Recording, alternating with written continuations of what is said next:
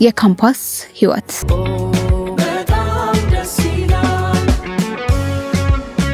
ራሂልና አቤል ወደ ቤት ሲገቡ ራሂል በድንጋጤ ክዋለች። ሚኪ ግራ በመጋባት እያቀፈችው እንዴት ስትለው ማክስትየው መጣችሁ እኔ ነኛ እዚህ እንደመጣ የነገርኩት አለች። ማቲያስ ነህ አይደል አለ እየጨበጠው። ሚኪ የሉሊትን መታመም ከሰማ ጀምሮ የራሂል ጭንቀት ስለተጋባበት መረጋጋት አልቻለም። እረፍት ላይ ስለነበር ሳይናገር ለመምጣት አሰበ።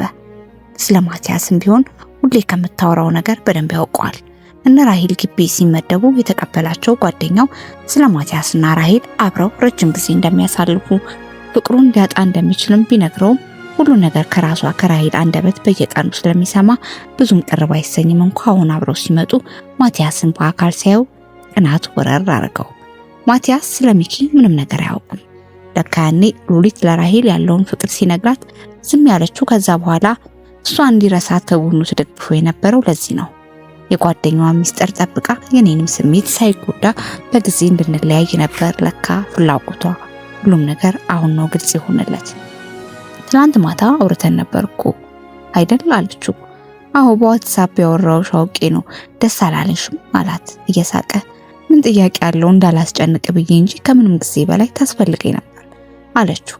ማቲያስ ወደ እንግዳ ማረፊያ ክፍል ገባና አልጋው ላይ ጋለል ብሎ ሰው ኑሮሽ እንደሌለሽ ለይምሰል መታየት ማስረዳት መንገር ስትጂ ሁሉንም በሰዓቱ ፍቅር ፍቅር ሲያሰኝሽ ትዝ ሲለኝ ስሜቱ ቆይ ለምን አስፈለገ ማስመሰል ግን እኮ አልዋሸችኝም አለ ለራሱ። በዘመኑ ጓደኛ የተባለ ኑሮት አያውቅም። ከነበሩም ለውጤት ብለው እንዲያስጠናቸው ወይ ግጥሞቹን ስለሚወዱለት ወዘተ ካልሆነ ለዛ ነው። የራሂል የመጀመሪያ ቀረቤታ ጓደኝነት ጥልቅ መሆኑ በዛ ላይ ከመጀመሪያው ለሷ ስሜት ስለነበረው ቀረቤታዋን በተሳሳተ መንገድ ወስዶት ነው። ሉሊት አለች አይደል የሱ ተስፋ እንዳይጨልም የሷን ህይወት ከመተው የደረሰ የጓደኝነት ልክ አንዳንድ ነገሮች ድሮ ቀረ በሚል ቢል እንድንዘናጋ ድንገት ሲያጋጥመን ብርቅ ይሆንብናል። ስልኩን አወጣና ለነገ ትኬት ቆረጠ። የማይሆን ፊት ለማንም ማሳየት አልፈለገም። ድንጋጤውንም ቢሆን ታሪኩ ከሉሊት ጋር እያወሩ እጇን እንደያዘ የተኛችበት አልጋ ላይ እንቅልፍ ወሰደው። ነርሶቹ ሲያዩት ፈገግ አሉ።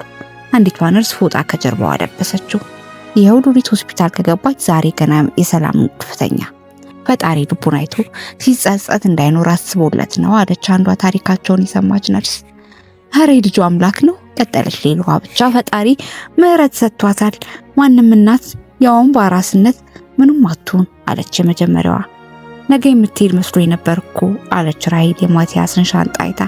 አይ ለዛሬ ያደረኩት በዛ ላይ ማዬ ባለፈው ተቻኩላ ከቆዳ የተሰራውን ወንበር ስላልወሰደች ልገዛላት ያለውና ወደ ገበያ ሄጄ በዛው ነው የሚሄደው ለዛ ነው አላት። ሉሊት ጋር አሁን ልሄድ ነው ብሎ ተሰናብቷቸው ወጣ።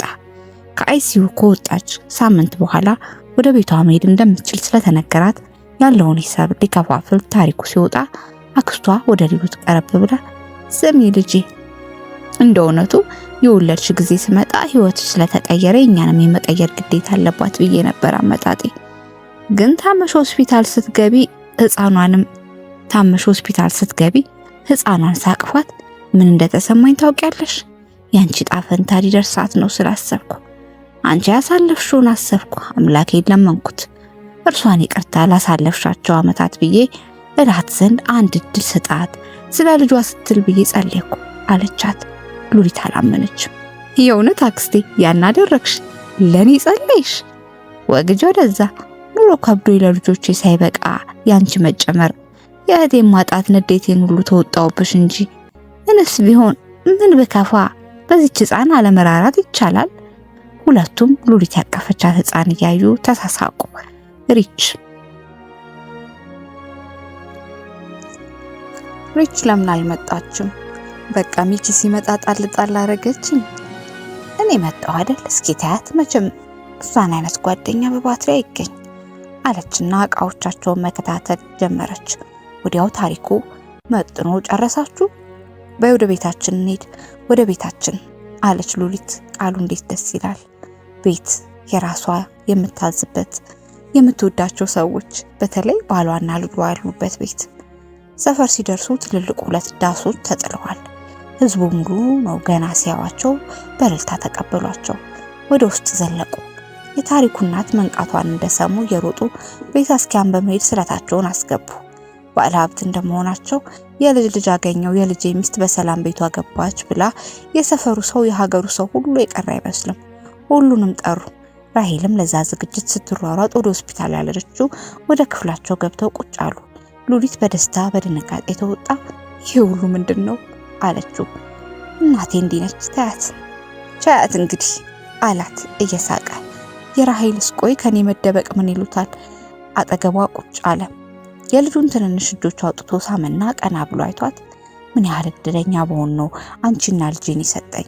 እውነት ለመናገር እንዳንተ አይነት ሰው ስላገኘው ደስተኛ ነኝ። ያችን ቀን ከመጥፎ ይልቅ በመልካምነት አስባታለሁ። አሬ በቃችኋል መሞጋገሱ፣ ሰው እየጠበቃችሁ ነው። አመስግናችሁ ትመለሳላችሁ አላቻቸውና ራሄል ራስሽን ጠብቂ አለ ሚኪያስ ለሉሊት። ትንሽ ቀን ቆዩ አላቸው ነበር ግን ለራሳቸው ጊዜ ይስጡ አለ ታሪኩ ቀበል አድርጎ ተሳሳቁ። ከዝግጅቱ ከ3 ቀን በኋላ እነ ራሄል ሊሄዱ ሲሉ ነው ሚኪ ለአጭር ጊዜ ነው የመጣው፣ ወደ ውጭ ይመለሳል። ራሄልም ወደ ስራ መመለስ አለባት። ለዛ ነው የተሰነባበቱት። ጓደኛዋን አቅፏ ስሚኝ እንደው ለደቂቃ ቢያስከፋሽ እኔ እህትሽ ሁሌም አለሁ አለቻት። አውቃለሁ።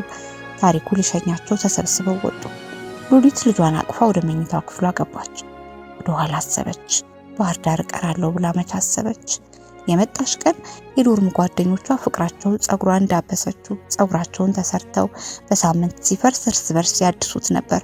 ሁሉም ነበር እንደ አዲስ ወደ አይምሯ ተራ በተራ የመጣው። በመስታወት ፊቷን አየችው። የዛሬ 2 ዓመት ተማሪ ነበረች። አሁን እናት ሆናለች። የ4 ዓመት ልጅ እየሮጠች መጣ። የምትበይውን ዱላ ስጭኝ አለችኝ። ከት ብዬ ስቄ ሸንኮራ ይበላል አልኩና እየሰበርኩላት ሸንኮራ ይባላል አልኩና እየሰበርኩላት ከኋላዋ ማር ሲል ሮጠች። አትጥፊብኝ አይደል ሁሌም የሚምልሽ እያለች ስትይዛት ቆይ ሸንኮራ ፈልጋ ነው ብዬ ሰጧት። እማ ዱላው ይጣፍጣል አገዥልኝ ገዛልሻለሁ ግን አያትሽ እንዲህ አይነት ነገር እንድትበይ አትፈቅድም። ታሪኩ ወደ እነ ሉሊት እየመጣ ዛሬም ሮጠሽ እናትሽን አደከምሽ አለና አቀፋት። አባ አያቴ ሳታይ የሚጣፍጥ ዱላ እገዛልኛለህ? አዎ ይሄ ዱላ አይደለም በእኔ ጋር እናትሽ ስብሰባ አለባት። እስከዛ እኛም እዚህ እንጫወት። ሳሩ ላይ እየተላፉ ሲጫወቱ እኔም ሸንኮራዬን በልቼ ስጨርስ ላፕቶፔን ከፈትኩና ፈገግ ብዬ ይህንን ጻፍኩ። ተፈጸመ። የካምታስ ጓደኝነት ዛ በሳቅና ጨዋታ የትምህርት ሩጫ ለትልቅ ዕልምና